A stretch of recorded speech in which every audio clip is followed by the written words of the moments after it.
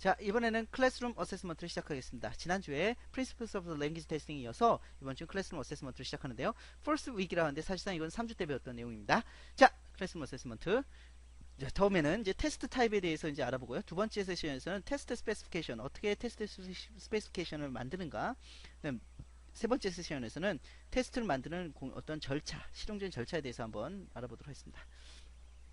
Things to be thought라고 되어 있죠. 자, 그러면 이제 우리가 평가를 만들 때 평가의 목적은 무엇이고 평가의 objective는 무엇인가? 평가의 purpose, objective. objective는 좀 더 뭐랄까 그 목적이 좀 더 가시적인 목적이라고 할 수 있겠죠. 그 다음에 how will the test specification, 그러니까 이러한 어떤 테스트 스페시피케이션이라는 것이 어떻게 purpose, 의도와 목적을 다 만족시키는가, 그것을 보는 거고요. 자, 그렇게 테스트 스페시피케이션이 만들어지면은 그것에 의하여 테스트 태스크들을 어떻게 슬랙을 하게 되고 선택을 하게 되고 그런 아이템들을 어떻게 배열할 것인가, 그런 문제도 굉장히 중요한 문제가 되겠죠. 그 다음에 마지막으로는 이제 점수를 어떻게 채점할 것이며 그레이딩을 어떻게 줄 것이고 피드백을 어떻게 줄 것인가, 뭐 그런 것들이 굉장히 중요한 문제가 되겠습니다. 자, 우선은 프리뷰를 보면 이제 테스트 타입에서 먼저 얘기를 해볼까요? 그 다음에 어떤 테스트의 사용 혹은 위도라고 할까, 거기에 따라서 우리는 굉장히 그 테스트를 여러 가지 종류로 나눌 수가 있어요. 그래서 aptitude 테스트가 있고요, language proficiency 테스트가 있고, placement 테스트가 있고, diagnostic 테스트가 있고, achievement 테스트가 있습니다. 여기서 achieve 테스트인데 achievement 테스트로 써주시는 게 좋습니다. 그래서 우리나라 말로 각각, 글쎄요, aptitude 테스트는 무슨 시험을 할지 모르겠고, language proficiency 테스트는 능력평가, 그러니까 영어 능력평가라고 얘기했고, 플레이스먼트 테스트는 배치시험, diagnostic 테스트는 그 diagnostic 진단평가, 그 다음에 achievement 테스트는 학력평가, 뭐 이렇게 우리 해석해서 얘기를 하기도 합니다. 이제 앞에 두 시험, 특히 이제 aptitude 테스트하고 language proficiency 테스트는 주로 이제 교실에서 교사에 의해서 실행되는 시험은 아니고 전국적으로 대규모 단위로 한다거나, 네, 그렇게 치러지는 시험이라고 할 수 있겠습니다. 그래서 이런 테스트 스페시피케이션이 이런 평가의 다양한 형태에 따라서 달라질 수가 있다라고 드는 것이죠. 즉 이제 문항 개발이라든가 어떤 문항의 순서 같은 것이 어떤 유형의 시험에 따라서 사용에 따라 그 어떤 유형의 시험에 따라서 이것이 달라질 수 있다. 그런 것을 알아두시면 되겠습니다. 우선 맨 처음에 나온 것이 Language Aptitude Test입니다. Language Aptitude Test인데요. 언어 적성 검사라고 우리가 이제 우리나라 말로 해석이 할 수 있겠는데요. 자, 이것은 뭐냐면은 제2 언어에 대해서, 그러니까 사실 이것은 언어 그 해당 언어에 대한 그 능숙도를 얘기해 주는 것이 아니라, 이 시험은 해당 언어에 대해서 얼마만큼 그 잘 배울 수 있는 소질을 갖고 있느냐, 그런 것을 이제 나타내주는 지표가 되겠죠. 그러니까 확률을 얘기하는 겁니다. 그러니까 언어 적성도가 높은 학생이 가급적이면, 그러니까 언어적인 시험을 봤을 때 더 높은 점수를 받을 가능성이 있다라는 정도로, 예, 그렇게 해석하시면 되겠습니다. 그래서 예전에 이제 우리나라 그 고등학교 때 보면은 이것을 이과 체질인지 문과 체질인지 알기 위해서 저희가 이제 적성 시험을 치렀던 경험이 납니다.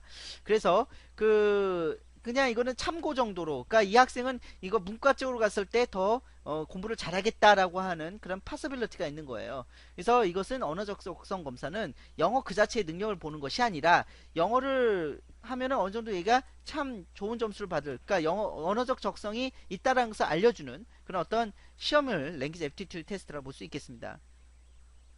랭귀지 프로피션시 테스트는 바로 그 자체, 언어적인 것 바로 그 자체에 대해서 알려주는 그런 시험이라고 할 수 있겠죠. 그래서 이것은 이제 랭귀지 프로피션시 테스트는 대규모로 대단위로 치러지는 경우가 많고, 그 다음 많은 경우 하이스테이크 테스트다, 즉 목숨줄이 걸린 고부담 시험이다 라고 우리가 얘기할 수가 있겠습니다.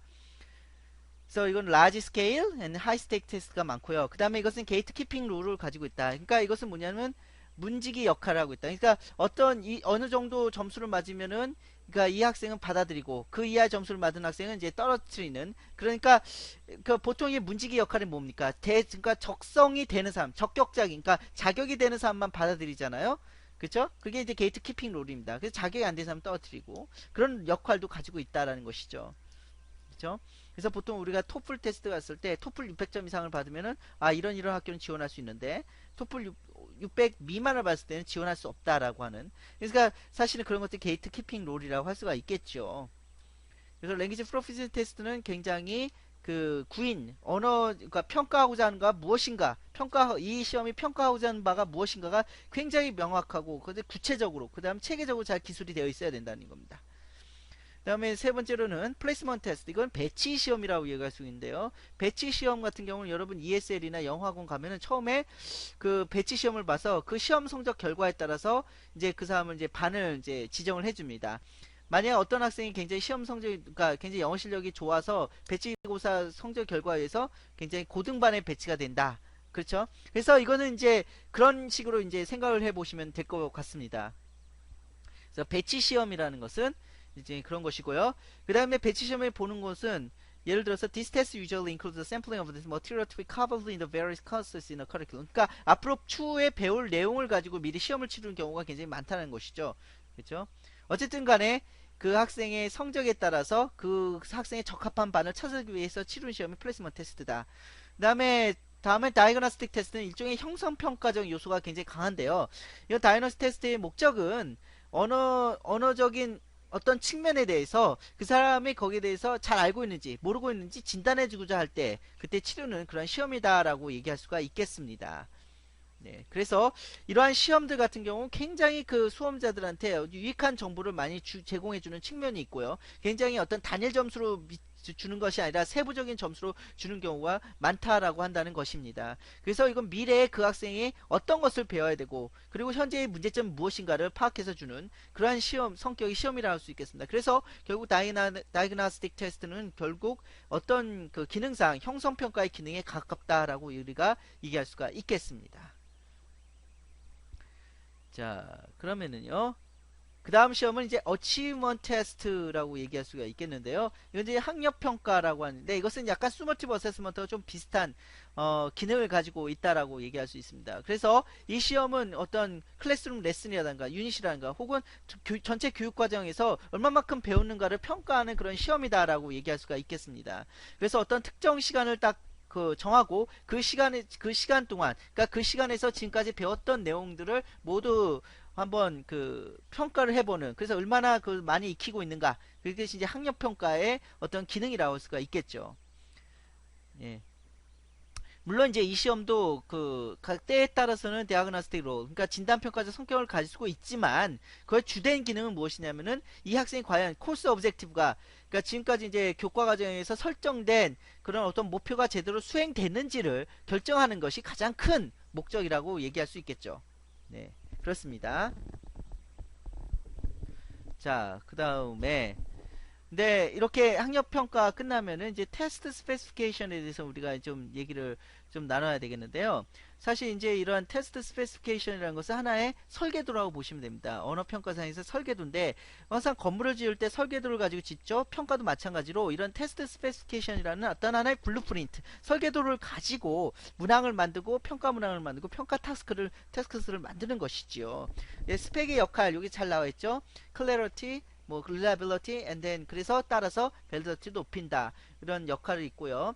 이런 테스트 스페시피케이션의 장점과 기능을 우리가 반드시 알아둘 필요가 있다라고 하는 것입니다. 그래서 테스트 스펙은 또한 이것이 계속 진화한다. 한번 만들고 끝나는 게 아니라 여러 가지 그 평가 관계자들의 어떤 회의라든가 논의를 통해서 얼마든지 변경이 가능한 그런 성격을 가지고 있고요.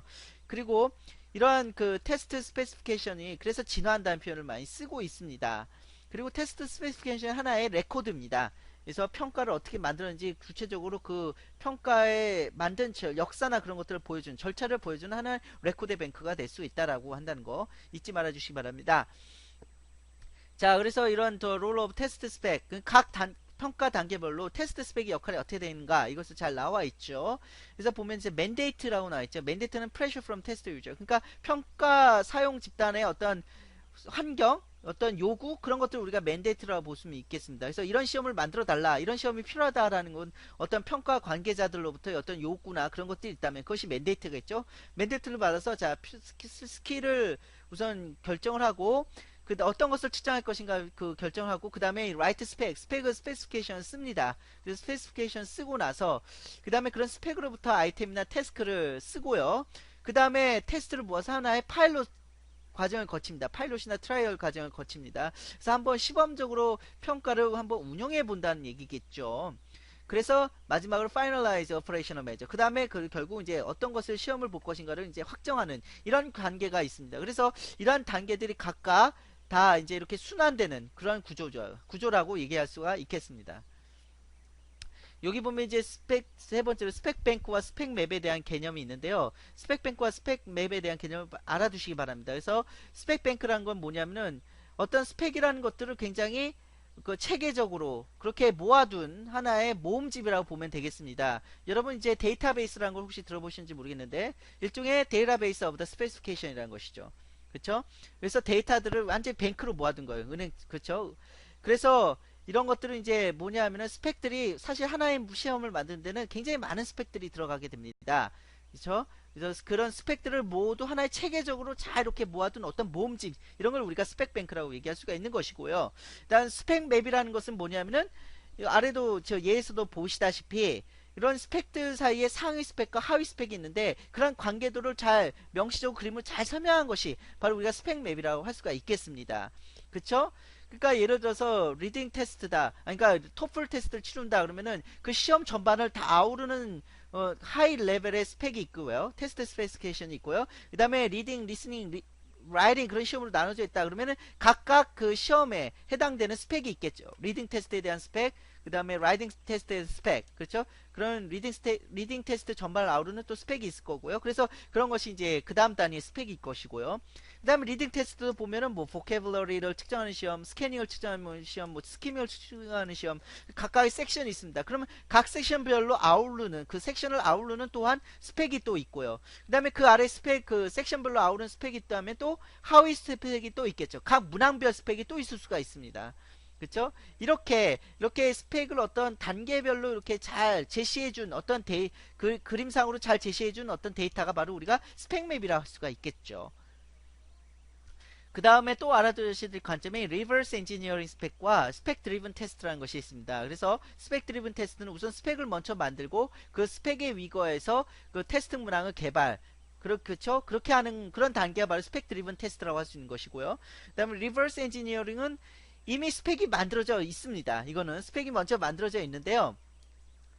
자, 그래서 그 문항을 가지고 이것은 뭐냐면은 그래서 스펙 드리븐 테스트는 스펙을 만들고 문항을 보는 반면에 리버스 엔진은 그 역으로 들어간다는 얘기죠. 그쵸? 그래서 문항을 먼저 보고 그 문항 건데 스펙이 제대로 맞았는지 제대로 들어맞는지 안 맞는지 검증하는 단계. 그래서 그런 절차를 거치는 것이 리버스 엔지니어링이란 얘기죠. 그러니까 스펙 드리븐은 스펙을 먼저 만들고 그 스펙에 위거해서 문항을 만든다면 리버스 엔지니어링은 이미 기존에 만들어진 문항을 가지고 그 문항에 과연 그 문항을 가지고 스펙을 만들어 보는 겁니다. 죄송합니다. 그러니까 리버스 엔지니어링은 이미 기존에 만들어진 문항이나 태스크를 가지고 스펙을 만드는 그런 역방식이 바로 리버스 엔지니어링이죠. 그래서 이러한 것을 리버스 엔지니어링을 하는 이유 중에 하나는 무엇이냐면은 이러한 테스트 아이템이나 테스크가 과연 잘 만들어졌는가를 검증하는 절차로서 리버스 엔지니어링을 하기도 한다는 것이죠. 예, 그런 역할 잘 이해를 해 주시고요. 그 다음에 스펙 컴포넌트를 보면은 이제 GD, General Description이 있습니다. 그래서 맨 처음에 나오는 것이 이제 GD가 나오고요. 그 다음에 PA가 나오고요. 그 다음에 Prompt Attribute이 나오고 그 다음으로 Response Attribute이 나오고 그 다음 샘플 아이템이 나옵니다. 그래서 이러한 것들 여러분들이 모두 자 이해를 해주셔야 돼요. 이런 것들 모두 여러분들이 각각의 어떤 GD 기호를 여러분 외우셔야 됩니다. 그래서 General Description, 뭐 GD, PA, RA 뭐 그런 것들, SS 뭐 그러한 기호들을 여러분 가급적이면 다 외워주시기 바랍니다. 아시겠죠? 그래서 제너럴 디스크립션의 목적은 무엇인가? 그냥 어떤 것을 평가할 것인가 구체적으로 이렇게 서술하는 부분이 담겨져 있는 것이 GD라고 얘기할 수가 있겠죠. 그쵸? 그래서 GD라는 것은 이제 일종의 어떤 것을 측정하고 어떤 것을 재겠다. 예, 그런 걸 얘기하고 그다음 환경이 어떻다. 테스트 테이커 보는 수험자 집단은 어떻다. 뭐 그러한 것들에 대한 설명이 있습니다. 다음 두 번째는 프롬프트 어트리뷰트인데 프롬프트 어트리뷰트는 그 문항에 대한 설명이라고 얘기할 수가 있습니다. 그래서 문항 각기 문항에 대해서 이 문항 그 문항의 절차에 대해서 서술해 주는 그런 기능이 바로 프롬프트 어트리뷰트다라고 얘기를 한다는 것이죠. 그 다음에 프롬프트 어트리뷰트는 근데 사실상 이것이 라이딩 스피킹 테스트의 프롬프트 그 PA와 그 다음에 리딩 리스닝 테스트의 PA는 조금 다릅니다. 왜냐하면은 리딩과 리스닝 테스트에서는 거의 문항이 거의 멀티플 초이스로 나오는 경우가 굉장히 많고요. 그다음 리딩 앤 라이딩 같은 경우는 태스크 형태로 이 문항이 나오기 때문에 사실 이제 문항적인 기술이 조금 다릅니다. 그래서 그럼 그 PA에 대한 기술, 다른 기술 이렇게 여기 예제를 참고하시고 여러분 이제 수업 시간에 말씀드렸던 그래서 그 제가 이제 파이널 포트폴리오를 어떻게 하는가 하면서 제가 말씀드렸던 그 강의를 생각해 보시면은 이 차이를 좀 더 극명히 이해하실 수 있으리라 생각이 됩니다. 네, 이건 넘어가고요.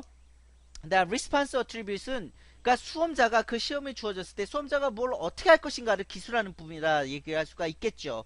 그래서 주어진 프롬프트에 대해서 학습자가 어떻게 반응할 것인가를 적는 그런 역할을 하는 것이 바로 RA라고 얘기할 수가 있습니다. 여기 각각 예가 되어 있죠. 멀티플 초이스 포맷에서는 어떤 식으로 RA가 기술이 되고 in 오럴 인터뷰 포맷에서는 어떤 식으로 RA가 기술되는가 나와 있을 겁니다. 그래서 PA와 RA를 조금 우리가 명확하게 구별을 해주려면은 사실 저는 이제 이런 식으로 얘기를 합니다. 그러니까 PA는 문항이 주어가 되도록 기술을 하고 RA에서는 이 테스트 테이커가 주어가 돼서 기술을 하도록 해라. 그러면 이제 조금 더 그 의미 차이가 명확해지는데요. 결국 RA라는 것은 학습자 중심으로 서술하는 거죠. 수험자 중심으로 서술한다. 그런 점을 여러분들이 조금 이해를 해주시면 감사하겠습니다. 그다음에 샘플 아이템은 여러분 이제 그 샘플로 이제 몇 개 문항을 써는 건데요. 그래서 멀티플 초이스 포맷에서는 뭐 거의 다 문항을 다 써줄 수는 없고 대표적으로 한 두세 개 정도의 문항을 여기서 첨부해서 제시하면 되겠고요. 그 다음에 예, 죄송합니다. 그 다음에 아니면 이제 그런 그 라이팅이나 스피킹 태스크 같은 경우에는 태스크 전체를 다 기술해 줄 수 있겠죠. 왜냐하면 태스크가 많아봤자 6개, 7개 문항밖에 안 나오기 때문에 샘플 아이템을 모두 첨부하는 것도 가능합니다. 그 다음 마지막으로 스페시피케이션 서플먼트인데요. 이것은 이제 보충 자료 서술이라고 우리가 얘기할 수가 있는데요. 이러한 SS는 무엇이냐면은 그 시험에 따라 나오는 보충물들. 예를 들어서 이제 그러니까 말하기나 쓰기 같은 경우는 채점 척도표, 채점 기준표가 여기서 첨부돼야 되겠죠. 그것이 이제 SS가 되겠고요. 듣기나 읽기 같은 경우에는 여러분 시험의 난이도에 대한 그러니까 문항에 대한 문항의 난이도가 어떨 거라는 예상 난이도라든가 아니면은 문항에 있어서 리스닝 스크립트, 그러니까 어떤 자료들이 필요할 것인가에 대한 서술들, 그쵸? 그런 것들을 이제 구체적으로 적어주시면 되겠습니다. 그래서 SS는 사실상 보시면 아시겠지만 그 라이팅이나 스피킹에서 더 그 SS의 중요성이 더 크다고 얘기할 수가 있겠죠. 네. 자, 여기 보면 이제 테스트 스펙에 대한 예를 이렇게 적어놨습니다. 한번 보시면서 아, 이그젬플이 이렇구나 이렇게 생각을 해보시기 바랍니다. 그 다음에 practical steps to test construction. 그러면 그러니까 평가를 만들 수 있어서의 구체적인 단계를 한번 좀 보시면은요. 처음에는 이제 가장 맨 처음 해야 될 것이 assessing clear and ambiguous objective입니다. 그래서 명확한 어떤 objective를 정해라 라고 얘기한다는 거. 그 중요하겠죠. 그 아래 요 단계 여러분이 요 순서만 좀 기억해 주시기 바랍니다. 그 아래 내용들은 여러분 그냥 한번 그냥 잠깐 그냥 읽어보시고 대충 읽어보시고 어떻게 이게 단계별로 이게 진행이 되는가 그걸 여러분이 알아두시기 바랍니다. 그래서 practical steps to construction 첫 단계는 자 assessing clear and ambiguous objective. 그다음 두 번째 단계는 그렇게 objective를 잡았으면 두 번째 단계는 테스트 스페시피케이션을 만들어라. 테스트 스펙을 그다음 만드는 것이 굉장히 중요하겠죠. 그렇죠? 그 다음 단계로는 devising test tasks. 그래서 그 다음 단계는 테스트 아이템을 만든다거나 하면 테스트 tasks를 만드는 단계가 바로 이제 세 번째 단계라고 얘기할 수 있겠습니다. 그래서 여기 보시면은 어떻게 하면은 좀 더 테스트 tasks를 명확하고 잘 만드는 거에 대한 가이드라인이 몇 가지가 나와 있습니다. 그래서 한번 보시면서 보시고요. 그 다음 마찬가지로 디자이닝 멀티플 초이스 테스트 아이템도 마찬가지로 태스크나 아이템이나 이렇게 만드는 절차가 이렇다. 그렇죠? 그래서 이러한 굵은 글씨로 된 부분 있으시죠? 굵은 글씨로 된 부분을 좀 유념해서 봐주시기 바래요. 그래서 각각의 아이템은 가급적인 구체적인 목표를 측정하도록 만들어져야 되고요. 그 다음에 가급적이면 그런 설명문, 문항에 대한 설명문을 클리어리하게 그리고 간단하게 서술하시오 이렇게 되어 있고요. 그 다음에 단 하나의 정답만 가질 수 있도록 이렇게 만들어야 되고요. 그 다음에 어떤 문항을 받아들이고 어떤 문항을 좀 버릴 것인가 그리고 어떤 문항을 교정할 것인가를 우리가 알기 위해서는 가급적이면은 통계적인 방식도 우리가 사용하라 그런 얘기가 나와 있습니다. 그 다음에 다섯 번째 단계는 이제 스코어링 단계가 있고요. 그 다음 마지막으로 그레이딩 단계가 있다.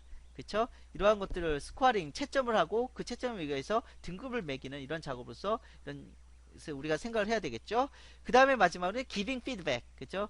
피드백을 줄 수가 있다라는 것이죠. 그러니까 등급부에다 플러스 피드백을 이렇게 거쳐줄 수가 있다. 그런 것을, 그런 어떤 단계를 여러분들이 그걸 인식해 주시면 좋겠습니다. 아시겠죠? 네. 자, 그러면 여기까지 이번 주제는 끝났습니다. 그래서 다음 슬라이드에서는 여러분 스태티스틱 어나리시스 인 랭귀지 테스팅에 대해서 우리가 알아보도록 하겠습니다.